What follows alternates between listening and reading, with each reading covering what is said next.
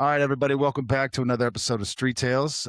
We are pleased and excited to have our guest, Tim Parkhurst, on, CEO of Scout Sniper Heritage.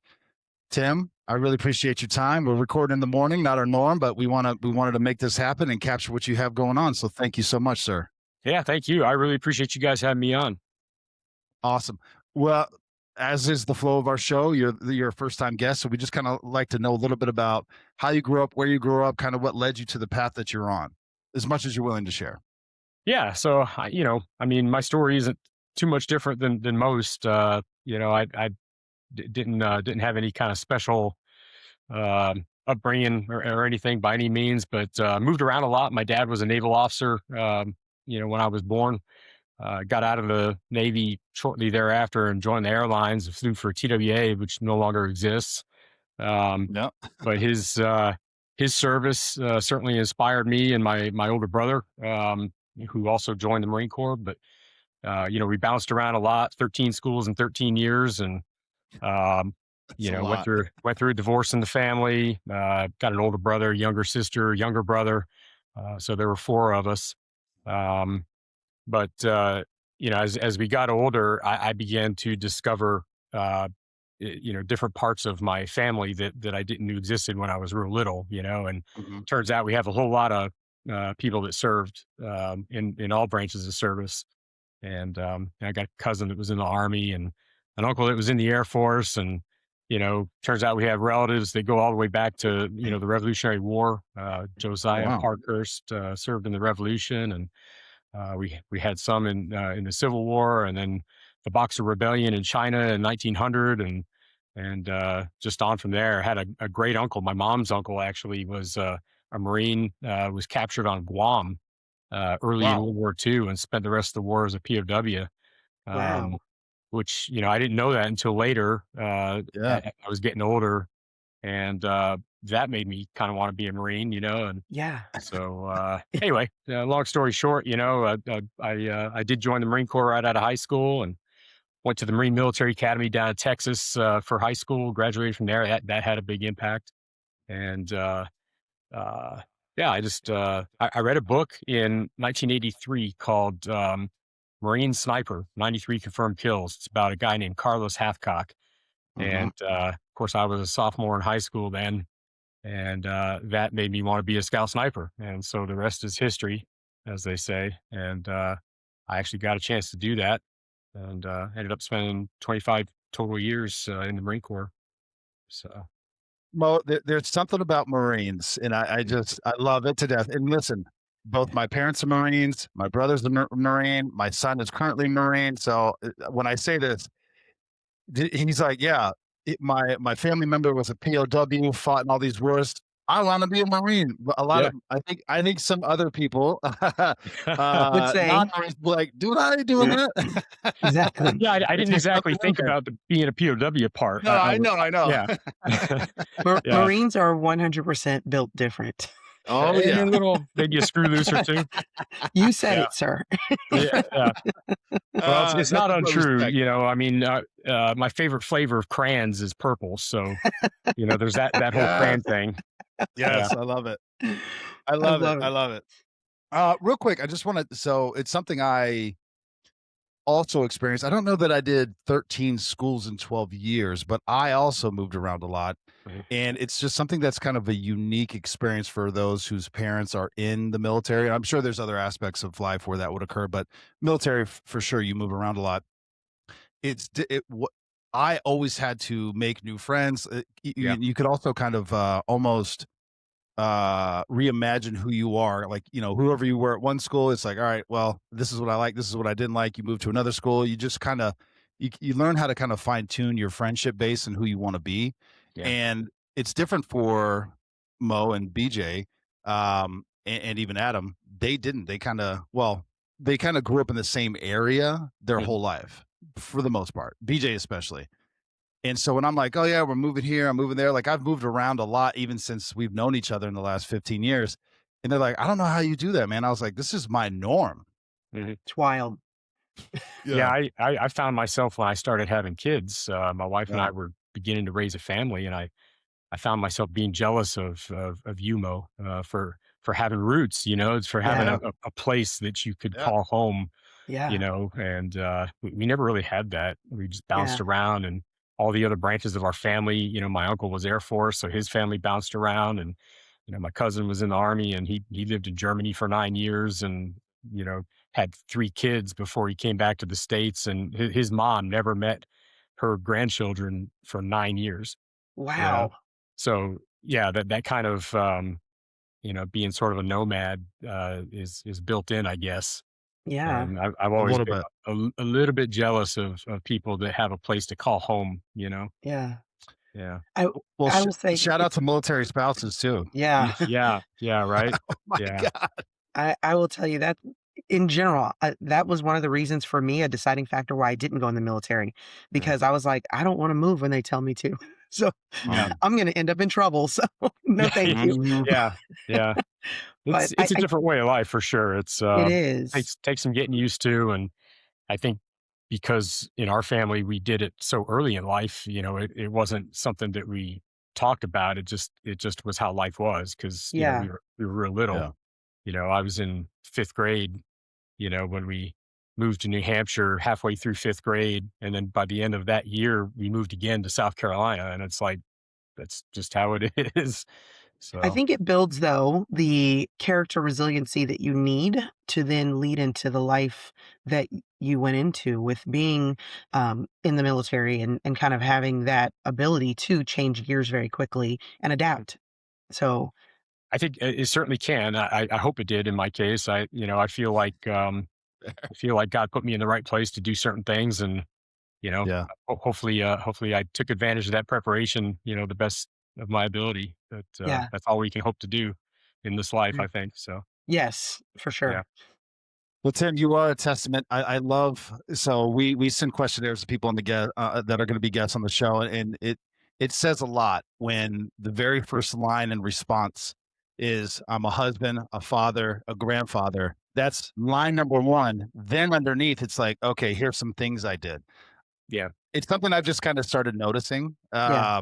when doing that. So family is a big thing for you. it is. I mean, it's really pretty much everything. Yeah. I think you mentioned spouses a minute ago. If it hadn't been for my wife, who I got married as a young corporal, just about to become a sergeant back in 1992. My career, I thought, I'd been in for almost 8 years at that point, but I thought I was, a pretty senior, getting to be a senior guy. I've been around the block once or twice, and Hmm. but really that was still the very beginning of my career. I had all these years left, and that I didn't know about and wasn't even thinking about. And without her, I couldn't have done any of that. And starting a family in the middle of it all, and her willingness to just pick up and go and follow me wherever I went, and be my rock. And it's yeah, I mean, family's everything. And now our 2 daughters are grown and out of the house, and my older one just had her 31st birthday the other day, and uh, Oh, she's got That's 3 kids of exciting. her own, so we got the little grandkids running around, and yeah, it's awesome. Puts perspective on things. I love it. Yeah, yeah. I love that's it, man. it. That's the American dream right there. That's We right. all talk about, everybody's got their own version of that, but that's for Yes. me. Yeah. So Did Go ahead, either one Bob. of them go in the military at all? no, No? so we had 2 daughters. Mhm. Both are grown, and I didn't really encourage that. Um, the Marine Corps is not necessarily. I mean, some guys would, and there's nothing wrong with that. I Of just, course. Yep. my daughters were raised mainly by my wife, and they're just little girls, and I'm just like, Marine Corps is not what you should focus on. You should go focus on the wider world and go out and see how you can be, a great contributor in the bigger world. And Yeah. there's lots of things, a lot of people can join the Marine Corps, and even be a Marine, but I think God's got bigger plans for you. So that's what they're doing. I love So that. I yeah. I am from the same school of thought. Both me and my husband were cops, and Mhm. my son told us he wants to be an architect and a contractor, and I'm like, Oh, yes, please do that. Don't be a cop. this isn't in my Yes. bio, but man, from the time I was just a little kid in like 1st grade, I was taking the little spiral bound notebooks and I was filling them with designs like floor plans of I love buildings. it. I was trying to be an architect from the time I can remember putting pencil to paper. And that never happened because somewhere along the way, somebody told me that architects really don't make that much money unless they start their own firm. You know, if they're working Yeah, for yeah. somebody else, it's like for a It's professional brutal. degree, it's not that much money, you know. Mhm. And I was like, maybe, yeah. Then I was like, getting into the Marine Corps at that time too. So kind of switch It's a gears. different yeah, Yeah. different path. Yeah. Different path. Yeah, Mo's son is he's a 60-year-old man in an 8-year-old body. So he's a different Yeah. he's a different kid. That's Amazing. awesome. It's true. Um it's true. Now below that, and we're going to touch on it and come back to it. So just to set it up a little bit, you're also the CEO of Scout Sniper Heritage. Could Mhm. you just we're gonna fully flesh that out, but I kind of want to Yeah. just guide where we're going. So could you touch on Scout Sniper Heritage? Love Yes, I it. Yeah. love Yeah. it. Love it. Well, so Yes, this is what we're all about right here. We're trying to that's right. build a Marine Scout Sniper War Memorial. Hmm. So I was a Scout Sniper for a brief period of time back in the early '90s with 3rd Battalion, 5th Marines out at Camp Pendleton, California, and I was proud and privileged to have been a part of that little community. And many years later, after I was long retired from the Marine Corps, a friend of mine that I've gotten to know very well, and who worked with me at the Scout Sniper Association, which is like our membership organization for guys like us. He said, "Hey man, there's no memorial, for our fallen." Hmm. And I'm like, I mean, I hadn't really thought about it. We're busy having events and get-togethers and helping our Hmm. members and doing different things like that. And I hadn't thought about that so much. And he said, "Yeah, man. I mean, we've lost a lot of guys, and there's no memorial." And I'm like, Yeah. "Hmm," you know. So we all kind of collectively were having this conversation, and this has been 3, almost 4 years ago when that first got brought up. And uh, the more we thought about it, the more we thought, "Yeah, there should be." Hmm. A few guys were getting a little indignant. It's like, "Yeah, why isn't there?" And well, if anybody's going to do anything about it, it's probably going to have to be us because nobody else Hmm. cares. Right. And so, as the board of directors of the Marine Scout Sniper Association, we decided collectively that we were going to pursue this challenge and try to build a memorial to honor our fallen. And we did that officially. Started taking steps in 2023 to make that happen. And then in early 2024, my time on the Scout Sniper Association board of directors was coming to an end. We actually have term limits, so my term limits were coming up at the end of 23, and so in January 24, they appointed me the founding president of the new organization, which is the Marine Scout Sniper Heritage Foundation. And so for just about 2 years now, by March, so actually it was 2 years ago last week that we appointed our board of directors Okay. and started working in earnest to try to do this. So we've been fundraising, been kind of finalizing the plans. Things really fell into place quick. This is one of those things where it was like you couldn't have imagined that it would have gone as smoothly as it did. And all that's left to do really is fundraising. But Hmm. the whole plan to do Yeah. this sort of happened organically. And our sculptor, he was kind of chosen by acclamation. We had a Scout Sniper reunion up at Quantico, Virginia in 2023. We had 105 Marine Scout snipers all in one place.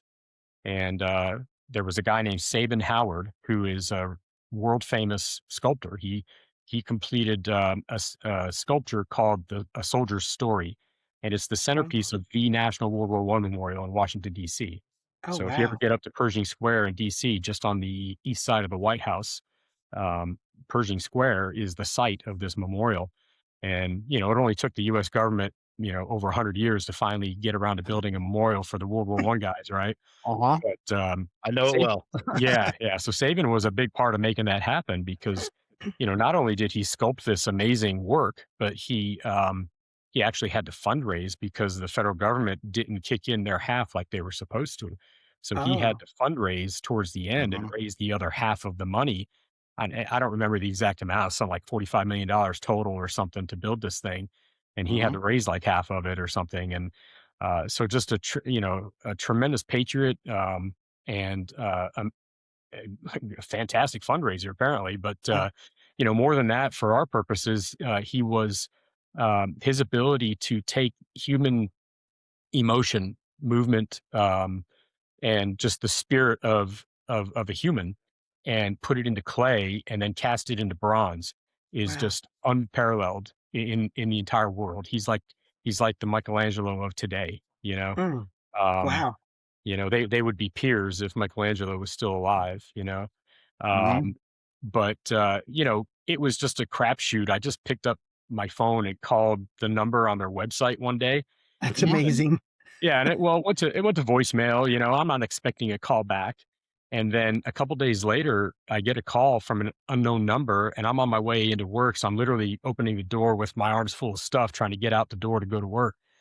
And this lady says, "Yeah, this is Mrs. Howard, Tracy Howard. I'm Sabin Howard's wife." And I'm like, "Oh, Oh. oh," and everything Drop just like everything. flies, and I'm dropping stuff, and I almost dropped the phone, and I'm like, Yeah. "Whoa." So, yeah, I mean, she returned my call. I'm like, "Holy cow." Yeah. And, that led to some conversations, and he came to that reunion in 2023. He and his wife came just to meet us and see who we were, and, they kind of fell in love with us. I don't know why. I mean, we're a bunch of, you know, we're just a bunch of dumb grunts. But they really did. They fell in love with the cause. Hmm. We you know, had him come and to our banquet there at the National Museum of the Marine Corps, and he gave a presentation on his work on the World War One memorial, and Hmm. all the guys were just like, "Whoa!" Some of the guys, and some of our guys were sitting in the back, just tears streaming down their face, and Wow. it's like, how does that happen? This guy's talking about sculpting a statue, and these dudes are in the back crying. Hmm. So, we all kind of decided, okay, he's our guy. Yeah. Yeah. So yeah, the Yeah. whole plan came together, and that's where we are now. We feel like we're still kind of early in our fundraising. We Hmm. have to raise about $2 million to build this thing. Hmm. We need to raise 300,000 to get him on contract so that he's Hmm. officially working for us. Um, and we're close. We have some things in the works right now that could get us there this year. So before our third year mark, we could have him on contract. Uh, Awesome. as long as So we're somebody gonna else keep it doesn't snatch going. him up and Yeah. put him to work. Yeah. Yeah, understood. Understood. So I just wanted to kind of frame that. I want to Yeah. take just a moment, Tim, and just work through your kind of military. I hate to call it this, and I Sergeant Major Dave Devaney is who Yeah. put us together, and he's been on the show twice, and it's always interesting talking because I have nothing but respect and admiration. It's almost fanboy kind of a little bit because I grew up Got a around it bromance going on. a little bit, Yeah. and my That's easy with parents when Dave. I He's a good looking guy. So, he yeah. still is. Hey, shout Yeah. out to Dave. But like I'll tell my parents or my brother or my son or like, hey, I'm talking to, Lieutenant Colonel or, Sergeant Major or hey, I'm talking to Scout Snipers. They're like, those are some bad motherfuckers. Like, hell yeah. You just see the enthusiasm they have. And it wasn't until talking to him, I didn't realize there were no more Scout Snipers or what, Yeah. however that went. So I'd like to phase into that Yeah. Yeah. and how Yeah. that came to be. But can we just kind of touch through? I know there's a lot, and I'm not trying to Yeah. Just kind of the wave top minimize the history. experience. Yeah. Yeah, yeah. So, well, first off, a shout out to Dave Devaney, Sergeant Major Dave Devaney, hell of a Yes. Marine, great friend. He and I actually met early in my career. I was on my first, I think it was 1990. I was on my first unit deployment to Okinawa, Japan with 3.5, and he was with 3.3, and he was the stay platoon or the sniper platoon. I think he was either the chief scout or the platoon sergeant at the time. But anyway, our paths crossed here and there, over the years, and we kind of kept in touch, particularly since we both retired. And just a great guy, and I'm so glad that he introduced us. Yeah, absolutely. But yeah, so that history, this is not the first time that the Marine Corps has seen fit to get rid of Scout Snipers. So we first became a thing. There was a thing called Scout Snipers in 1918 at Quantico, Virginia. There was a school, Hmm. and if you'd asked me 2 years ago, I wouldn't have known that. Hmm. We found it out. The Marine Oh. Corps didn't teach me that. We figured it out, and we found a random photograph, and we're like, that can't be real. Turns out it is real, and Wow. And then there were some other documents we found that backed it up. And it's like, this wasn't just some fly by night thing. It was an actual like program. The Oh, Commandant of the Marine Corps dictated that there's going to be a Scout Sniper School. And by the way, while the Scout Sniper School is going on in Quantico in 1918, and they trained 450 guys through that school in 1 year before wow. the end of the That's war. a lot. Yeah, Yeah. but at the same time, there's guys already in France who didn't have a chance to go through the school, and they're going through training in country uh, that was run by our allies, the French and the English and the Canadians, who had been fighting the war for 3 years already at that point. And so that whole, you know, mid to the end of 1917, that was all just acclimatization and learning from our allies before they threw us into the fight. Hmm. The Marines didn't actually see their first combat until the spring of 18 in Verdun. And so there was nearly a year, depending on when a Marine arrived in France, they had, the better part of a year to prepare for all the big battles to come.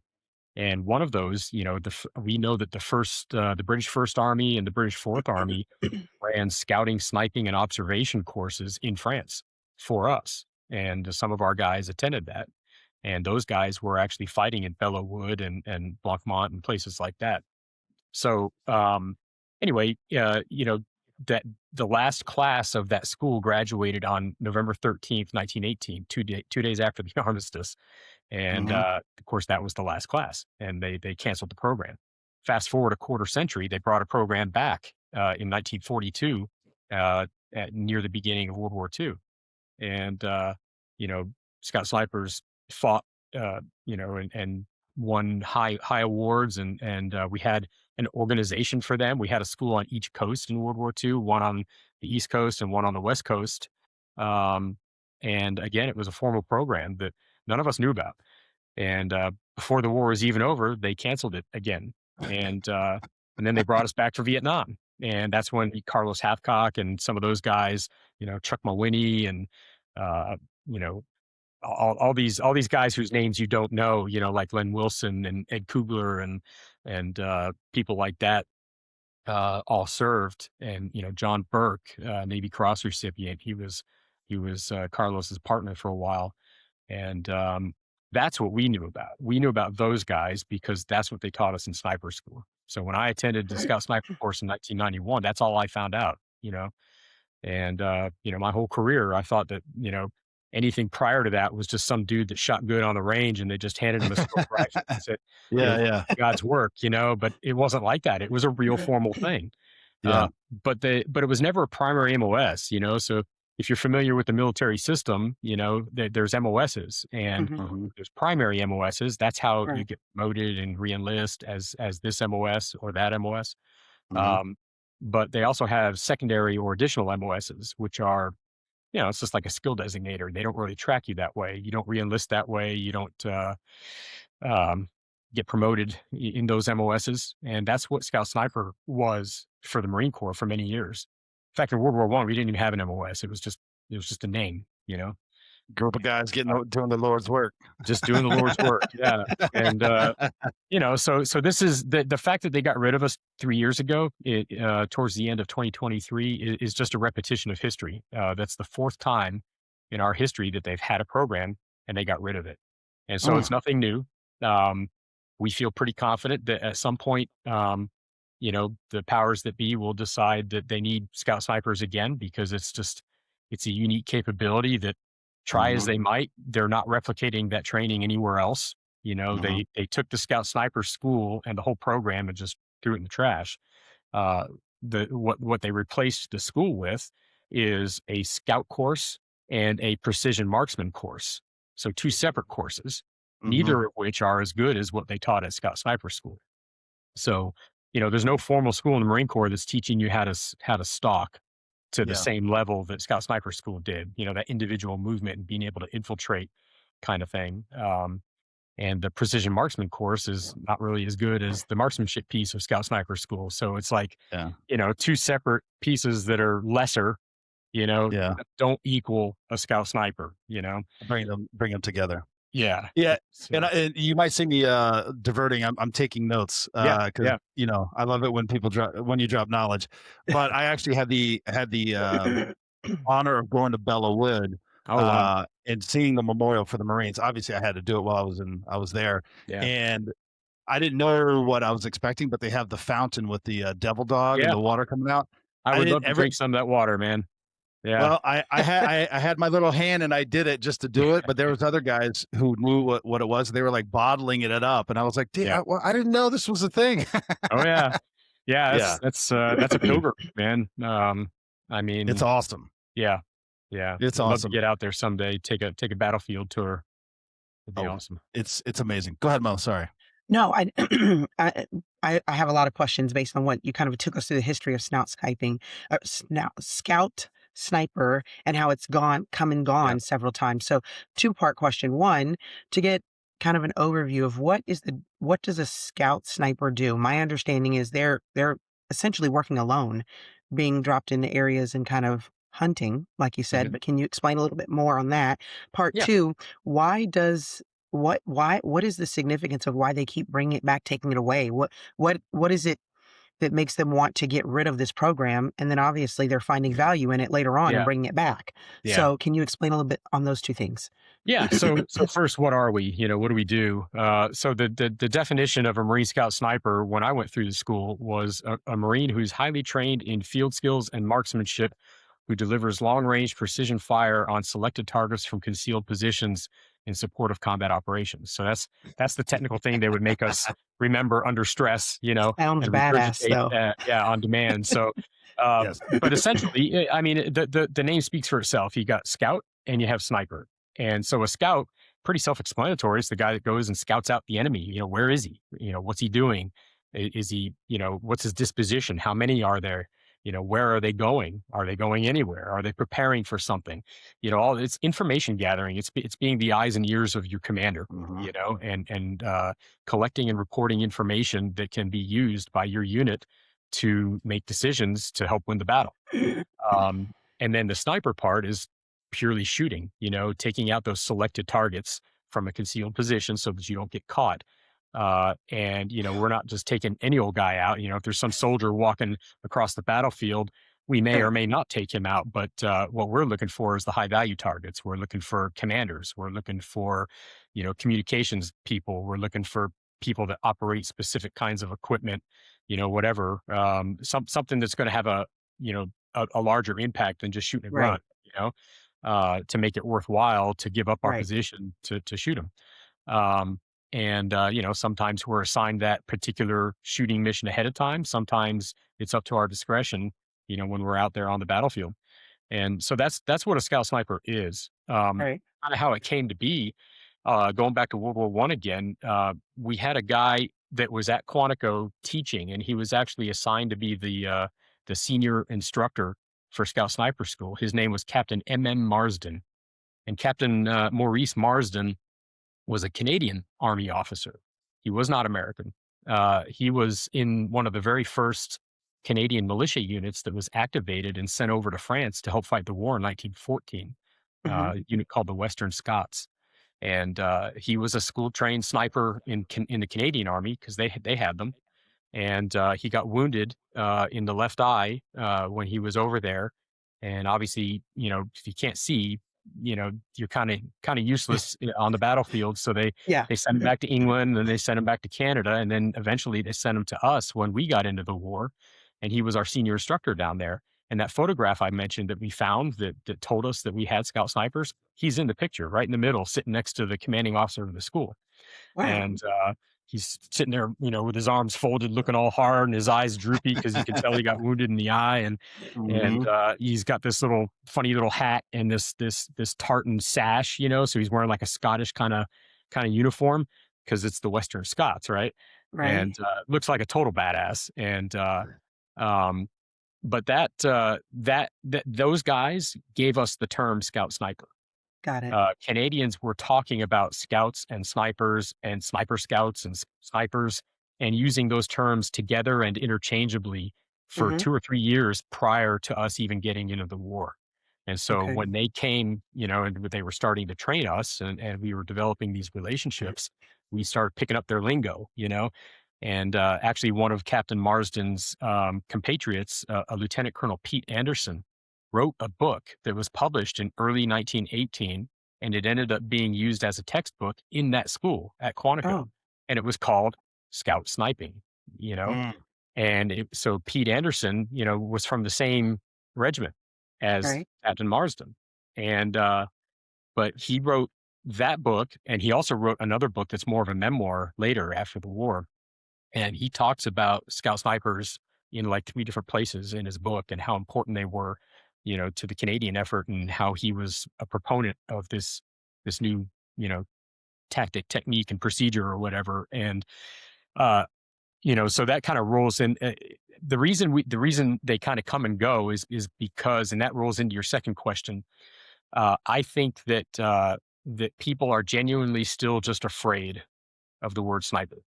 They're just scared of it. It's, you say the Mhm. word sniper, and in modern, contemporary uh, ideas and things like that, stories, whatever. I mean, if you go to Washington D.C. and you say sniper, you think of the D.C. sniper.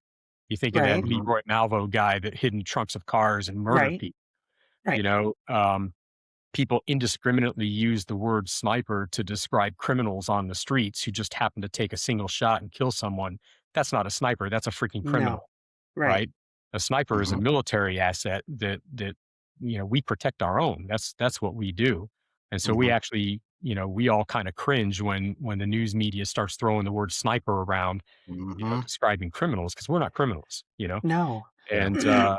And but that sort of way of thinking about snipers, and back then 100 years ago, that sort of warfare was still considered by some leaders in the military in general, not just the U.S., but all the Western powers sort of looked at sniping as ungentlemanly.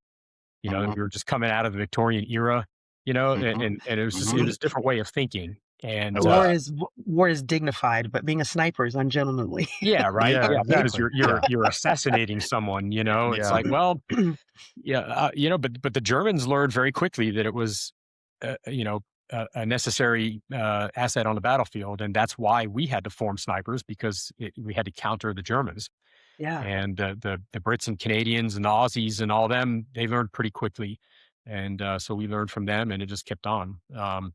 So yeah, I think part of it still to this day, there's that residual kind of disdain. The snipers is kind of dirty work, break glass in case of war sort of mentality, Mhm. and Mhm. Mhm. they just don't want us around.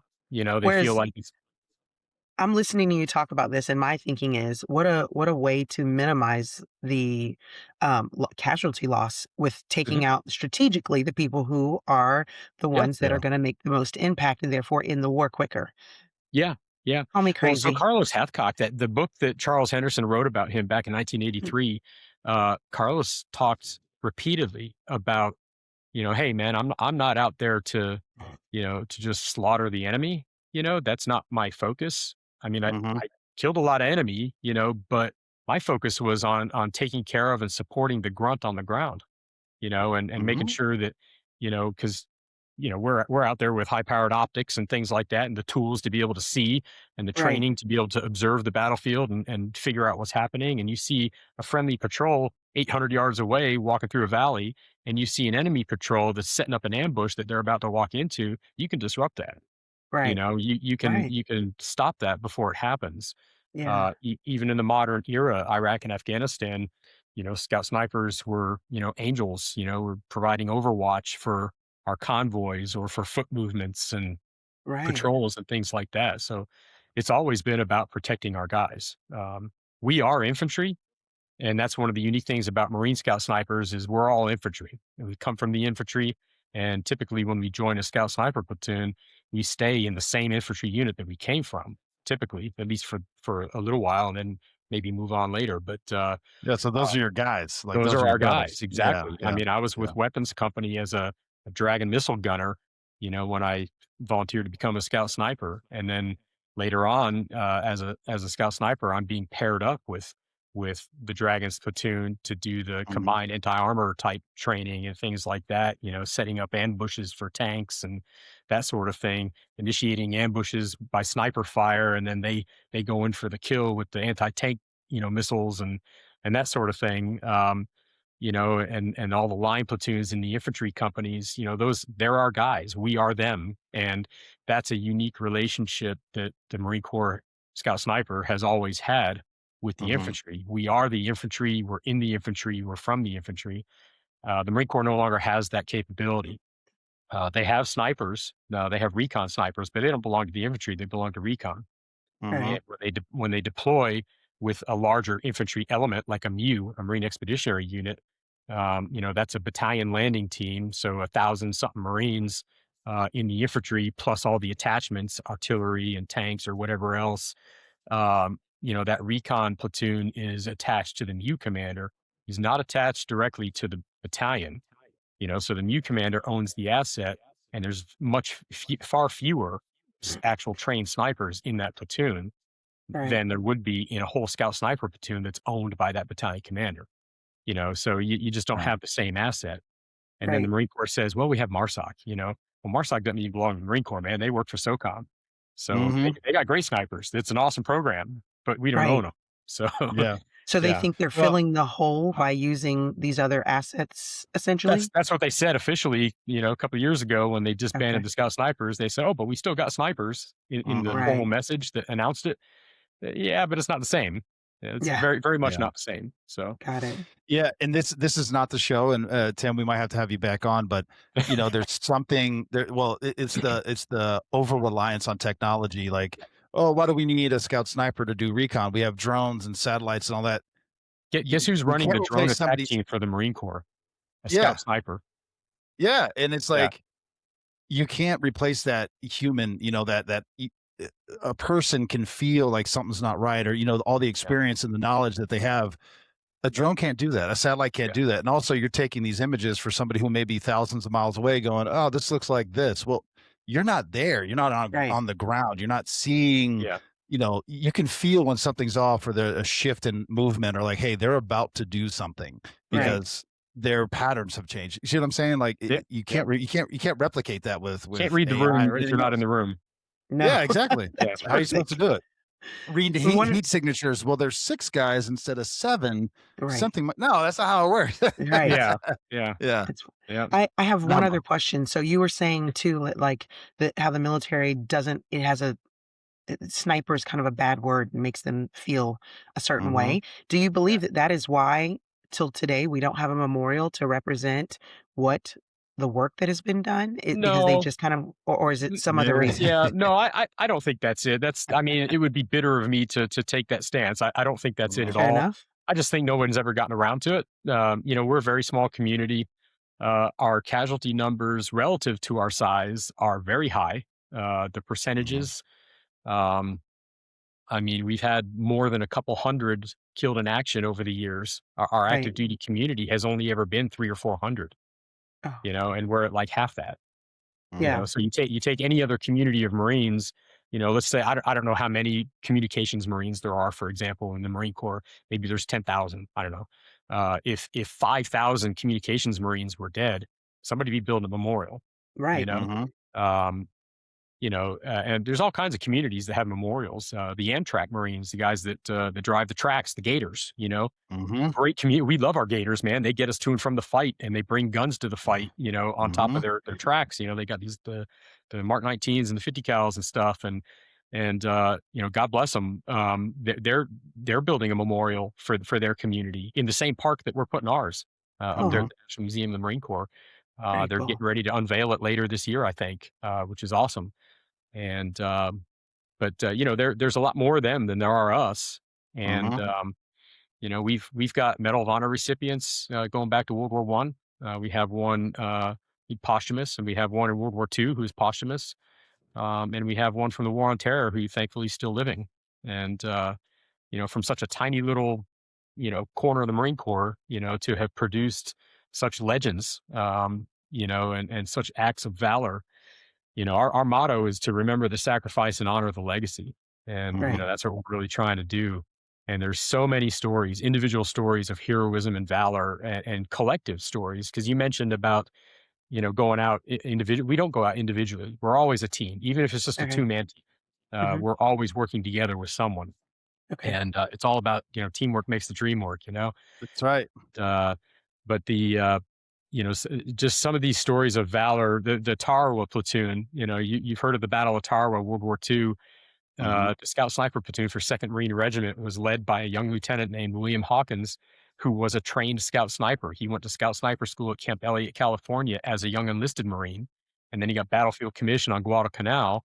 And then when they were in New Zealand, they gave him this duty to train and put together a new unit of scout snipers. They're the first platoon of scout snipers that was purposely organized that way, and saw combat.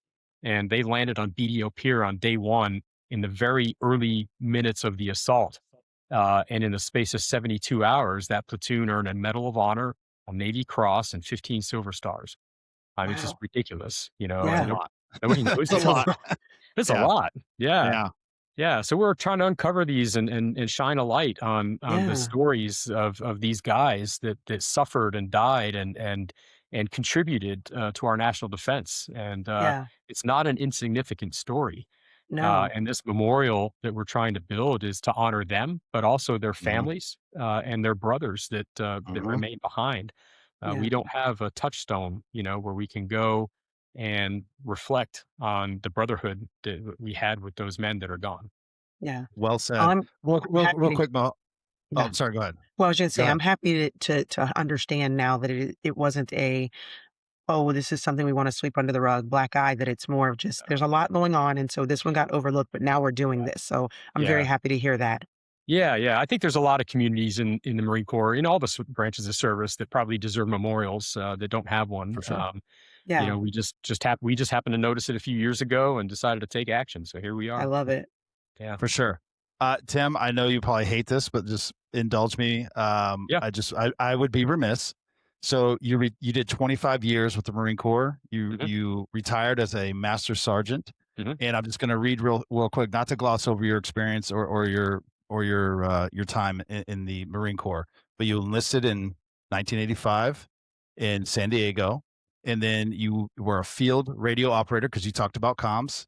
Later, an infantryman, which you said all scout snipers were also infantrymen, and then you became a scout sniper. Hmm. I do want to talk real briefly, but then there was a brief 5 years where you had gotten out, but then you went back in. I'd really like to touch on that. You Sure. came back in as a parachute rigger, served in the air delivery units, recon battalions, and then Marine Special Operations Command, otherwise known as MARSOC for those who Mhm. know, and until retirement in 2014, and then you retired as a master sergeant. You deployed to Panama in 1989, Desert Storm in 1990, 1991, Iraq in 2008, and Afghanistan in 2010, 2011. Wow. Yep. I That know sounds about that's a right. lot. That's why a whole nother Wow. show. And I'm telling you, Yeah. I love it. I love it. And then you get into, and this is what I love, Mo. So think about what I just said. And then Yeah. he's been doing nonprofit work since 2012. Like Thank you. it's such a Such a amazing swing. transition. Yes, I love it. Well, before you puff me up too much, I just want to I clarify know. for Every yeah, Marine no, hates seriously. it. They're like, I just put some It stuff. matters because there's a lot of guys Yes. out there that make claims, or they let people say things about them, Yep. and Yeah. it draws a picture or whatever that maybe isn't completely accurate, and they let it stand. And I just wanted to be very clear that the only Yeah. combat action I ever saw was Mhm. a couple of minutes in Desert Storm as a assistant team leader in a sniper team. Um, when I went to Iraq and Afghanistan during the war on terror, I was a support guy at that time. Mhm. And I saw, a lot of things going on around me, but I wasn't a part of that action. Just to be very clear. So, I understand. yeah. I never want to put you in a light that you don't agree with, sir. I would never ever do that. No. But we're going to chunk that out in just a little bit. So Sure. I really kind of want to just touch on, you got out of the Marine Corps, which Yeah. for a lot of people is like, I gave did the my Marine Corps time. the big FU, It's Yeah, like, I'm done. I'm good. I'm a veteran. Clear. I'm out. One, what did you do during that time? And then two, what led you to go back in? Well, so In I your did a words. little bit of everything during that time. My first job out in early 1993 was as a preload shift box kicker at a UPS distribution facility in Lenexa, Kansas. That's a big shift. All right. Went back home to Kansas City. So you mentioned I came in the Marine Corps in San Diego. That's actually where I went to boot camp, but I joined the Oh, Marine boot camp. Corps in the Kansas City area. Understood. And so I went back home with my brand new wife. My Mhm. thinking at the time was, I just did 4 years and I deployed 4 times in 4 years. And I really like this girl. And I kind of want to spend some time with her. So there's that part. Um, Justified. yeah, yeah. And then the other part was the big FU to the Marine Corps was because they were telling me that, upon reenlistment, I'm going to have to go to the drill field. And I'm like, I really, I don't mind. Every Marine's got to do his part, do a B Yep. billet Mhm. somewhere. And I didn't mind being a drill instructor, but the idea that when I got back from that, I'm like, well, can I come back to the infantry? Oh yeah, you can come back to the infantry.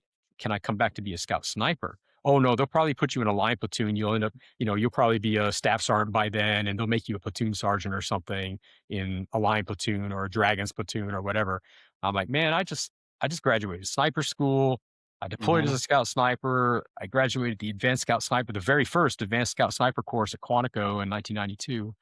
And I'm like, I really feel like I want to be a scout sniper, and you're not going to let Mm, me do that? No, no, right. probably not. I'm like, yeah, I'll see you. I'm out. And so, yeah, so I got out thinking I had all the answers, and I did not. And clearly, the reason I came back in, it's funny because there were times when my wife would tell me, Tim, you just need to get back in the Marine Corps. You're Yeah. you're like spiraling, and I mean Mhm. she'd say it that way, but Right. she's like, you're moping around the house, you're like, you got no mission in life, you're sad, whatever. You just need to go back in the Marine Corps. And I'm like, yeah, I guess so, and I had no idea how badly I was failing until much later, like a decade later, and I looked back on it, and I feel like I would not have survived that experience had I Mm, not gone back in the Marine Corps. And so thank God for my wife for talking sense into me, wow. and getting back into that familiar environment with Mhm. not just the structure, but the brotherhood, Mhm. that just kind of shored me up and made me feel like I was part of something again. Yeah. Yeah. And I was adrift for 5 years. I was just a Mm, piece of driftwood on the ocean, and I didn't even know it. Didn't even know it. But it was Yeah. wow. years later, looking back in hindsight, that I realized how badly I was, just sort of um, just out of touch with everything. I was starting a new family and I wasn't really engaged. You know, I Mm, I wasn't uh, I wasn't getting any satisfaction or contentment out of work. And that's you asked me what did I do? I did every job under the sun. I had like 10 jobs the first year I was out. It was a horrible wow. economy. People were laying people off left and right. And so I'd get a Mhm. job in the trades and then they'd lay me off. I walked out of UPS, by the way. They treated people like crap there. So I just walked out one day, didn't come back. And then I started working, framing houses. I started working, doing asbestos removal and lead Oh. abatement and window Oh. tinting and hanging Mhm. blinds and, working at Applebee's. And I got fired from Applebee's because I couldn't keep my bills paid and my car got repossessed in the parking lot. And one of the waitresses said, "Hey, they're towing your car." And I ran outside to go see what was happening and they fired me because I left my post. I'm like, this is not a good Sure. day. No. Right. No, that's a bad day. That's So a bad day. yeah, yeah. So yeah, it was good for me to get back in the Marine Corps. Understood. Did You it also had a short stint as a cop. yeah, yeah. Well, so that was the last thing that I did, and it just wasn't. I just wasn't feeling it. Mhm. And it wasn't that being a cop didn't have meaning, because it did. Mhm. I just couldn't see myself pushing a patrol car for 30 years. And Mhm. the little town that I worked in was kind of a little bedroom community, Mhm. um, right next to Kansas City, Missouri, and not a whole lot happened there. Mhm. And hats off to police officers everywhere because this really educated me. I didn't gain enough experience to be good at anything there, but I gained enough experience to really have a deep appreciation for law enforcement in any capacity. There was our policy in Prairie Village, Kansas, was to have a car respond to any medical call. So if an ambulance was getting dispatched, a cop car was supposed to go too. And we would often get there before the cop car. And being a little bedroom community, you had either young young people, young families with little kids, or you had older people, old retired folks and stuff. Not a whole lot in between, you know? Mhm. And Mhm. so the calls were either some older person dying at home alone, or some kid getting hurt, right? Mm. Mhm. Because that happens a lot. And had several calls like that. There was one incident in particular. It was a horror story. Probably don't want to bring everybody down with, but I could not do a career of that. And It's so rough. my hats off to guys that can and do, and they internalize those things, because just like I'm not telling the story right now, they're not telling that. Mhm. They're putting Mhm. keeping it inside, and so Yeah. God bless them. But yeah, my wife eventually said, you just need to get back in the Marine Corps. So I did, and that was good. And started over as a parachute rigger. I ended up having to lose rank. Administratively, it wasn't punishment. It's just how the reenlistment policy was for prior service. I had gotten out as a meritoriously promoted sergeant in 1993, and then I came back in 1998 as a lance corporal in E3. So I had to do lance corporal, corporal, and sergeant twice because of that, to kind of get back on track. Mhm. And yeah, but then had a great rest of my career. Jumped out of airplanes, and if they tell you jumping out of airplanes is bad for you, it's really not. It's the sudden stop at the end. Got it. Got it. Fair enough. Yeah. So my Fair back is enough. trash, but it was great, and worked with a lot of really really great Marines, a lot of motivated young men and women, and just it was a great career. So Mo? Super interesting. I found I it know. I when know. you you hit on the stint of the 5-year break, and I think some people don't have that person that can Mhm. remind them like, "Hey, this isn't Mhm. happiness. You're not you." yeah, And I think that sometimes that people feel like going back is almost like, it does something to their ego. it's like an Like, that's admission the of reality. failure almost. Correct. Yeah. And Mhm. I And think then there's there's some in the something. Marine Corps that treat you like you were a traitor for getting out. Wow. Ooh. Ooh. There's that, Yep. Mhm. and I Mhm. Ooh. experienced it big time. But Yep, wow, I didn't even think about that. yep, the 6 years of active duty I had prior to that meant nothing Really? to some people. Mhm. To some people it Right. did, but, Right. it was interesting. That's incredible. I hadn't Yeah, I even know. thought about that piece, but, like, you Mhm. you touched on it very briefly, but just, like, you realize in that point, you said, "I wouldn't have made it if I wouldn't have gotten back in the Marine Corps," and I think sometimes people don't really level with themselves and have that conversation, and thankfully, like you said, your wife led you to it, but I just thought that was very admirable to lay that out to people to say, like, you can go back. This happens in a myriad of fields, but I yeah, think when you're talking about law enforcement, when you're talking about military, when you're talking about those things, egos and the fact of feeling like the failure can sometimes really yeah. prevent people from taking that step. So interesting. To put a finer point on it, I actually didn't know that I needed to do that for that reason at the time.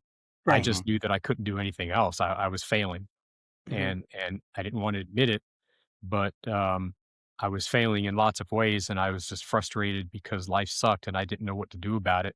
So the only Yeah. thing I knew was being a Marine, and so it Yeah. made Yeah. sense when my wife said you should just go back to the Marine Corps. Yeah. It wasn't until, a decade or more later that I actually sat and a little bit of retrospective thought, because my own actual retirement was coming up, you know. Right. When I got ready to retire in 2014, I was deployed to Afghanistan in 2010 and 11, Mhm. and that was my last deployment.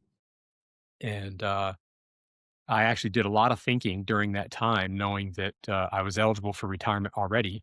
And Mhm. I didn't know exactly when I was going to submit my retirement papers, but um, I got scared. Like I was terrified because Really? I knew at that point what I had gone through during the 5 years I was out, and I didn't want to Got it. repeat. you know, Ah. I wanted it to be different. And I Yeah. knew that if I wanted it to be different, I was going to have to do something different. I was going to have to Yeah. take different actions, get a different mindset, prepare myself different. And, I still think it didn't work out perfectly. There were some hiccups in my transition when I retired, Right. but it's gone much better, obviously. And, I'm happy. I'm content doing what I'm Mhm. doing. But, uh, it's the great unknown. And when you spend a Yeah. significant number of your years, giving everything you have to an institution, and a lot of law enforcement and military guys are like that, you know. Yeah. There's some that drift through their career and they don't really wholly give themselves to it ever. And Right. they just drift through, and for whatever reason they aren't booted out and they manage to make it to retirement. And, good on them if they're lucky enough to do that. Right. But if you're the guy that was all in heart, mind, and soul, Yes. then when it comes time to switch gears, it's really hard. Those gears are Yeah. rusty, and Yeah. it's difficult to reframe your existence and your value uh, in any other terms than the way you've lived for the last couple decades. Mm. And so I thought to myself, nonprofits. That's what I got to look into. I got to look into nonprofits. And this is in 2012. I'm sitting in the operations center for Second Recon Battalion. Um, and we had a little lull in the action where there wasn't much going on. And I'm thinking to myself, yeah, I need to look into this. And so when I got back to the States, I found a couple of nonprofits that I thought were interesting. And there was one, really good one. I still love them. They're called Sheepdog Impact Assistance. And they have an unofficial slogan, I guess. It's "Get off the couch," and they try to engage, veterans and law enforcement, and Mhm. anybody that wears a badge, basically. So law enforcement, EMS, fire, and military are kind of in that category of sheepdog. Right. And there's local chapters all over the country for sheepdog. And I started one there in the Camp Lejeune area in North Carolina back in 2012 or 2013, somewhere in there. And it was great. I enjoyed it. I loved it. Great mission. And then I started getting busy with things and started having some of my own challenges. And Mhm. because the leadership of that organization was all the way out in Arkansas, and I was kind of alone and unafraid doing my thing in North Carolina, Right. um, I didn't really have like not their fault at all. It's my own fault. But I just retired and I was trying to do the sheepdog thing, trying to work, trying to do whatever. And I kind of was cut off from that community again. Didn't feel like I had the support, and I just withdrew into myself again. And Right. then at some point, something changed where I decided, okay, I need to, because this is very reminiscent of the first time, Got it. so I need to do something else. And so I started re-engaging with folks, and I found the Marine Scout Sniper, USMC Scout Sniper Association. Started volunteering with that, and that's what brought me to today. Ultimately, I did 6 years there, and now 2 years here at the Heritage Foundation. And I think having that purpose, to help a community that I'm a part of, a more Yeah. specific community, Mhm. rather than just the general, kind of veteran community and all that. Yes. Um, Made it easier, for Yeah. me to identify with the guys that I was hanging out with. Mhm. And so yeah, it's been an important part of my transition. And I've really enjoyed it. And I'm right now I'm doing that in lieu of work for a living. So Mhm. Mhm. that's I'm hoping it gets done quickly so the mission's accomplished and I can go back to work. Um, yeah. So my Well, wife we That's got thinks big awesome. things. yeah, That's I bet. awesome. One more question. I want to respect everybody's time, sure. and I appreciate it. One more question, and then I want to get into how people can help, support, and things you have going on within the foundation. Yeah. But For sure. last question: how do you know the former commandant of the Marine Corps, General Al Gray? I was I hoping you'd gotta ask me know. that. That's a great I story, need it. man. So I got frauded into the Marine Corps by my recruiter. That's the first part. Uh-huh, So uh-huh. God bless the recruiters. They do a great job. It's a hard job, but I got frauded in, and I got the boot camp, and I was supposed to be an active duty infantryman. And Mhm. I got there, and I found out I was a reserve radio operator. The story of how that happened is It's very different. for another day. But Yep. suffice it to say that I had to go home after boot camp and radio school, and be in a reserve unit where I'm not working full time, don't have full time pay, so I got to either find a job or go to school, right? So I'm just like scrambling to try to figure something out in my life. Mhm. Um, well, in boot camp, they gave me the choice. They said, you can either stay here on this contract and you can take your chances getting on active duty later. And that's usually pretty easy to do. Okay, great. Or you can discharge entry level discharge, and then go home, wait for 6 months, and start the whole process all over again. And I'm like, I'm already No. done with first phase of boot camp. I'm not going to do that part because that's the hard part, you know? Yeah, I'm not doing that again. And so I decided I was going to stay at boot camp and graduate and take my chances trying to augment to active duty later. And so I got out there, and when I decided to start putting in packages to go to active duty, I did not know, and neither did my recruiters, quite frankly. But the Gramm-Rudman bill passed, and that was in January of '88. The Gramm-Rudman bill is the first of the big budget cuts. And one of the very first things the Marine Corps did administratively is they just decided that they're not going to augment anybody from the reserves to active duty without a special case kind of thing, you know. But that sort of thing that was so easy a year ago is not easy anymore, and I didn't even know.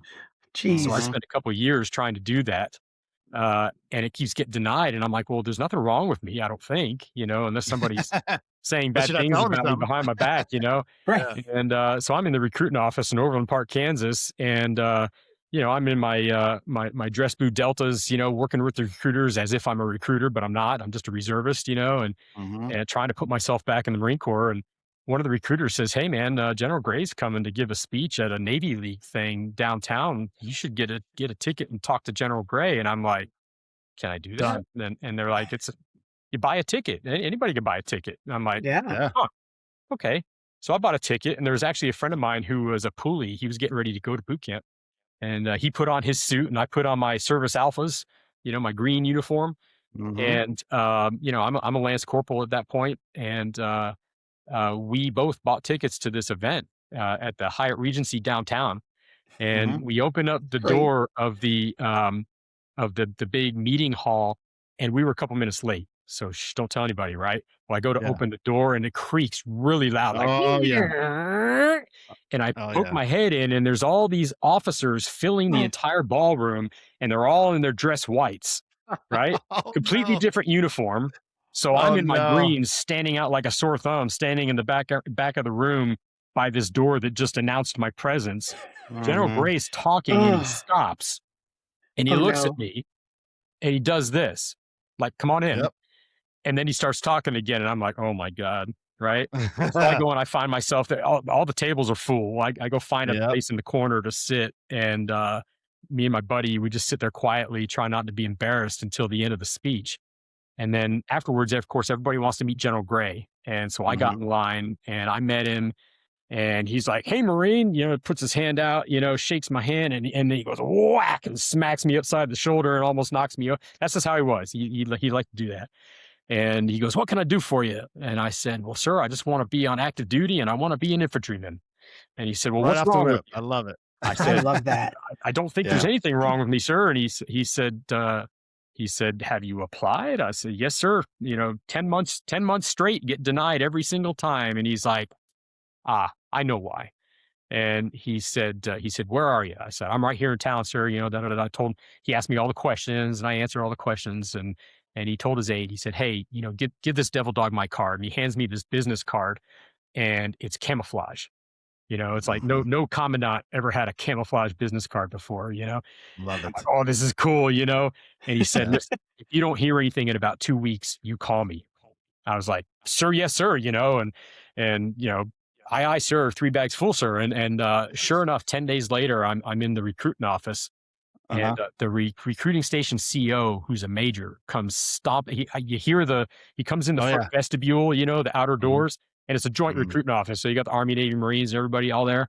And so boom, the door opens, boom, the second door opens, and you hear boom, boom, boom, boom, boom. Parkhurst, where's Parkhurst? And I'm like, oh my God, he's going to murder me, you know? You're like, I don't want. Yeah, he comes into the Marine office, and everybody's attention on deck, and I'm like standing at attention, and he's like, and he's got this like sheaf of papers in his hand. He's like, I don't know who you talk to or what, and he throws the papers on the desk, and he's like, get the heck out of my office. And then he turns around and he leaves. Right? And everybody's like, what the heck? And I turned to Sergeant Jones. And I said, Sergeant Jones, should I leave? He just told me to leave. And he's like, no, idiot, pick up the papers. And so I picked up the papers, and it's orders to Victor 3-5, 3rd Battalion, 5th Marines at Camp Pendleton, to assign me as an 0351 assault man, infantry assault man. I'm like, yes, Yes. I'm in. You're like, I'll leave. yeah.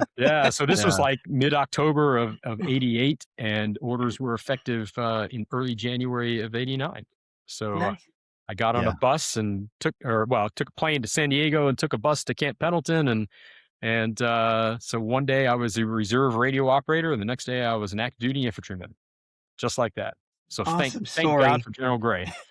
Love that story. Yeah. I don't have the full extent, but Bo, just to kind of put it in perspective, my son, who's now out in Japan, he was having some stuff going on, and I was like, oh, well, I know the 3-star general out there from my prior line of work with the Secret Service. Like, we talked to each other. We did at the time. It's not like we're buddies hanging out. I'm not saying anything like that, but we knew each other professionally. I was like, you want me to make it a call? We were texting. Next thing I know, FaceTime, and he's like, please do not do that. Please don't. You don't understand the shitstorm you will cause if that happens. Everyone will crash down on me. I was like, all right, I won't. Okay. Most guys want to keep their head down around the generals, but never had a chance to speak to the man ever again, but I did see him once. Our unit suffered some casualties in a big helicopter accident. Not quite a year later, late 1989. I think it was a year after I met him. It was October 89. Okay. 2 CH-53 helicopters crashed into each other coming in for landing in Korea on a big exercise. And the whole 5th Marine Regiment, everybody had somebody that was on one of those helicopters because, guys cross deck from one battalion to another to get it filled up for deployment. And so there was somebody from every battalion there. And so we had a big regimental memorial service, and General Gray came out, and after the service, of course he's being mobbed by the Marines, loved him. And, there's like 100 Marines between me and him, out there in the amphitheater at Camp Margarita. And I'm trying to make my way over there, and it's just packed, and I can't. And he's a short little guy, but I was up on the steps of the amphitheater, so I was kind of elevated, and I could see down and see him. And just for a moment, the crowd kind of broke just a little bit, and he saw me, and he's like, "You," and he gave me a thumbs up, like "You okay?" And I was like, "Yes, sir, I'm good." He's awesome. Yeah. So he recognized me from 20 yards away through a crowd of a couple hundred Marines a year later. That's amazing. Meeting me once, so pretty awesome. That's a skill set. Those guys are amazing. Yeah. General Gray, he just passed away, not that long ago, and he'll be sorely missed. He was an absolute legend. Yeah. Wow. Real quick, Tim, and we're gonna end it with this. And but I don't go anywhere because I have some thoughts now. I wrote down some notes. Real quick, how can people come alongside the Marine Scout Sniper Heritage Foundation? How can they help? What do you have going on? Yeah. We'll end it with that. Everything, all the links, clicks, everything will be in the description of the episode, and the clips and the shorts and all the other things. I'll get this stuff pushed out. Yeah. But just real quick, how can people help you? Yeah, so visit our website, scoutsniperheritage.org, scoutsniperheritage.org. We got a number of fundraising activities. Of course, you can just hit the donate button. That's awesome. The biggest problem we have is we're a very small community. Nobody really knows us. And, the fact that they don't know us means they also don't know we're building a memorial. And, we figure this is something your average American can really get behind. They just don't know. So coming on your show is huge for us because you have an audience that we don't already have. And so tell your friends, share, go to our website, and if you see something you like, share the link on your social media. That's huge for us because people in your circles on social media, we don't know them. But we do have some specific fundraisers. Right now, we're raffling off a hunt that was donated to us. It's a UK hunt, so England, right? The UK. It's a all expenses paid trip for 2 to go to England, northern England, and hunt roe deer, fallow deer, and red deer. 5 days, 6 nights, all expenses paid. So you just get yourself to the airport with your passport, and we got the rest. And so that's going on right now, but it ends in 2 days. So on the 16th at midnight, ticket sales end. And then the drawing is the next day on the 17th, which is 0317 day. It's also St. Patrick's Day. But 0317 was the Scout Sniper MOS, most recently. So So that's why that's our day, right? So Love it. Absolutely. so that's when we're doing the drawing. You'll see I'll post a video on Facebook and LinkedIn and all that about it. And but yeah, get in on that while you can. It's $20 for a raffle ticket, to win this amazing trip for two to Northern England. And the other things, I mean, we sell brick pavers. If you want to honor someone, these brick pavers are going to be placed around the memorial site when construction begins. Yes. So that's a great way to honor somebody in your family that served, or if you just want to say, hey, the Smith family loves our veterans or loves our scout snipers or whatever, or, if you served, my name, my unit, and my dates, that kind of thing. So those are for sale. We're also selling some really cool stuff. I'll let you just explore the store and check it out. But lots of ways to support. And yeah, that's it. Just visit the website, hit us up. We're on Facebook, LinkedIn, and Instagram. And just look up anything to do with Scout Sniper Heritage, and you'll find us. Awesome. Amazing. Tim, thank Yeah. you so much for your time. Mo? Thank Thank you. you. Again, thank you, sir. Your story is amazing. The understanding now, the history of Scout Snipers, amazing. So we Thanks, appreciate your Mo. I really appreciate it. Thanks for having me on. yes.